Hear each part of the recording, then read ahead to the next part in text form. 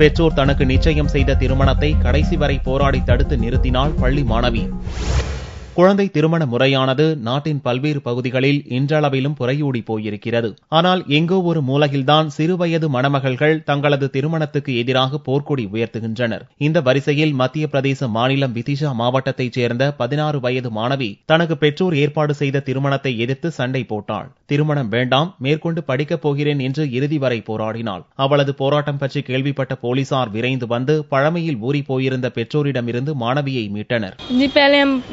करते थे शादी के लिए, तो हमारे सब घर वाले हमसे लड़ते थे और मारने की धमकी देते थे और बहुत बोलते थे कि जान से मार देंगे अगर, और शादी के लिए यहाँ नहीं करी तो घर से बाहर निकाल लेंगे और मार डालेंगे।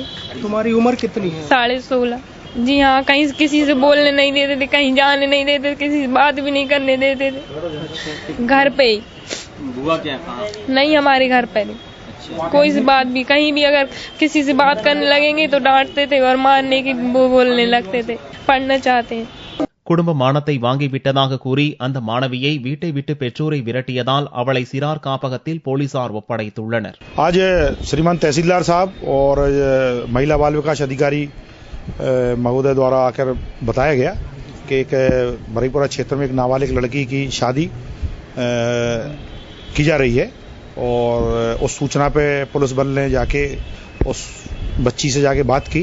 उसने बताया कि अभी वो नाबालिग है, लगभग 16-17 साल उसकी उम्र है और उसकी माँ शांत हो चुकी हैं, पिता अकेले हैं और उसने ये भी बताया कि अभी वो और पढ़ना चाहती है और अभी अंडर एज है।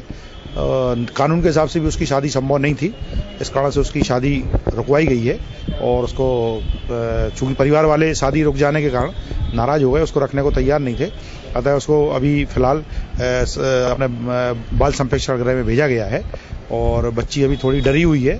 बच्ची से बात करके और उसके बयान वगैरह लेके जो भी वैधानिक कार्रवाई की जाएगी। குறைந்தபட்சம் தனக்கு எதிரான அநீதியை எதிர்த்து ஒவ்வொரு பெண்ணும் கொடிபிடித்து விட்டால் குழந்தை திருமணம், பெண் சிசு கொலை என அனைத்து சமூக கொடுமைகளையும் அகன்று சமத்துவம் மலர்வது நிச்சயம்.